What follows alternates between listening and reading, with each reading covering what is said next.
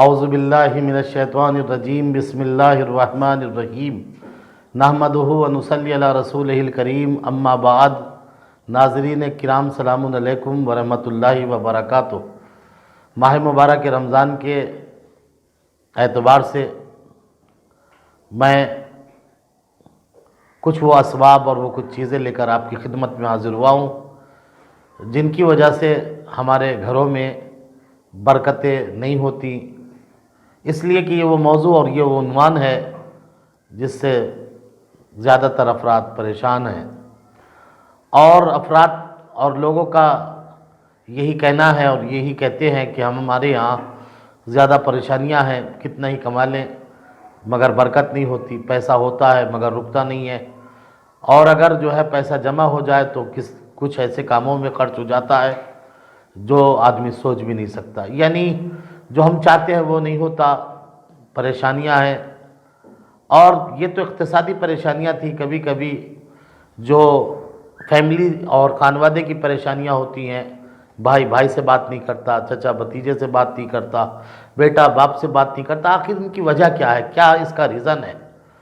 یقین کیجئے گا جب انسان پہ پریشانی ہوتی ہے تو انسان اپنا راستہ بدل دیتا ہے، پنڈتوں کے چکر میں پڑ جاتا ہے، مولوی ملاؤں کے چکر میں پڑ جاتا ہے، تعویذ گنڈوں میں آ جاتا ہے، اور یقین کیجئے گا کہ پیسہ بھی خرچ کر دیتا ہے، مگر پیسہ کیسے راستے میں خرچ کرتا ہے؟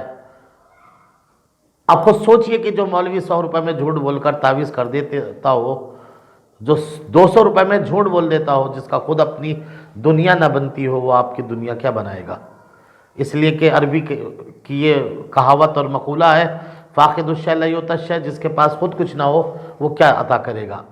سرکار دو عالم نے ایک تصویر کھینچی ہے، سرکار دو عالم فرماتے ہیں میں آپ کو آئینہ دکھا رہا ہوں، اپنے آپ کو بھی اور آپ کو بھی، ہم اس میں اپنی تصویر دیکھ سکتے ہیں اور کسی دوسرے پر ہم دوش نہیں دے سکتے، خود اپنے یہاں یہ چیک کریں کہ ہمارے یہاں کوئی کمی بھی ہے یا کمی نہیں ہے۔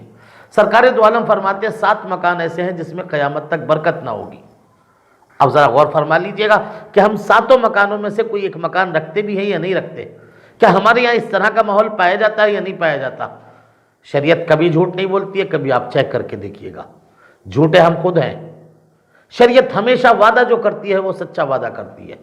سرکار دو عالم نے فرمایا پہلا مکان وہ ہے جس میں قیامت تک برکت نہ ہوگی جس مکان کے اندر کوئی نافرمان زوجہ ہو۔ اگر نافرمان زوجہ ہے تو اس میں کبھی بھی برکت نہیں ہوگی۔ برکت کا مطلب یہ ہے کہ اس میں گاڑی بنگلہ دولت سب ہوگا مگر سکون نہ ہوگا۔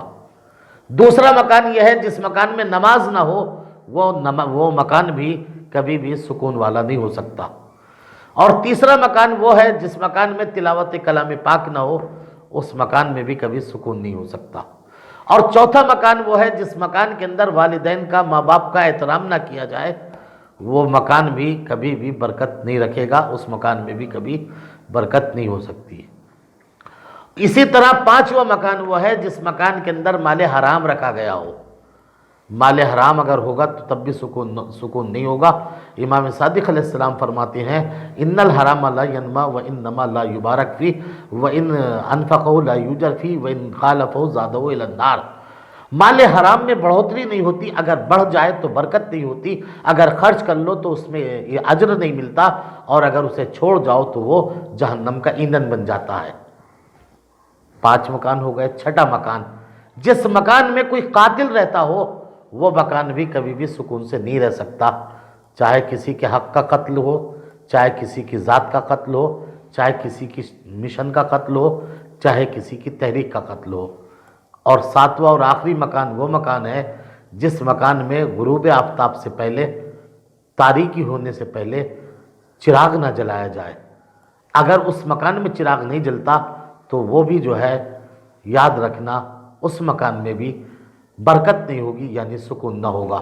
اگر ہم نے اپنی زندگی کو، اپنے مکان کو، اپنے گھر کو حدیث سرکار دو عالم کی روشنی میں دیکھ لیا اور ایک بھی ہمارے یہاں کمی مل گئی تو یقین کیجئے گا برکت نہیں ہوگی، کتنا ہی پیسہ آ جائے۔ لیکن اگر ہم نے اپنی زندگی کو مطابق حدیث سرکار رسالت گزارا تو کبھی بھی ہماری زندگی پریشانی سے نہیں گزرے گی۔ سرکار دو عالم یہی تو فرماتے ہیں جو بھی انسان اپنی زندگی کو 3 باتوں کا عادی بنا لیتا ہے وہ کبھی 3 باتوں سے خالی نہیں ہوتا۔ جو انسان اپنے آپ کو دعا کا عادی بنائے گا کبھی بھی جو ہے وہ قبولیت دعا سے مایوس نہیں ہو سکتا، اس لیے کہ دروازہ اس کے لیے کھولا جاتا ہے جو دروازے کو کھٹکھٹاتا ہو، جو دروازے کو کھٹکھٹائے نہیں تو اس کے لیے کھولا کیوں جائے گا؟ سرکار فرماتے ہیں دوسرا شخص وہ ہے جو انسان اپنی زندگی کو اللہ کے اوپر توکل کے لیے گزارے گا، یعنی توکل رکھے گا، اللہ پہ بھروسہ کرے گا، تو کبھی بھی وہ اللہ کی مدد سے مایوس نہیں ہو سکتا، اس لیے کہ مدد اس کی جاتی ہے جو مدد کے اوپر یقین رکھتا ہو۔ اور سرکار فرماتے ہیں تیسری بات یہ ہے کہ جو انسان پروردگار کی نعمتوں کا شکر کرے گا اس کی نعمتوں اور اس کے رزق میں اضافہ ہوتا چلا جائے گا۔ یہ سرکار دو عالم نے حدیث کے ذریعے سے ہمیں آئینہ دکھایا ہے، ہمیں پروردگار توفیق عطا فرما کہ ہم حدیث کے مطابق زندگی گزارنے کی توفیق عطا فرما اور ہمارے اعمال اور ہماری دعاؤں کو قبول فرما۔ ربنا تقبل منا انک انت السمیع العلیم۔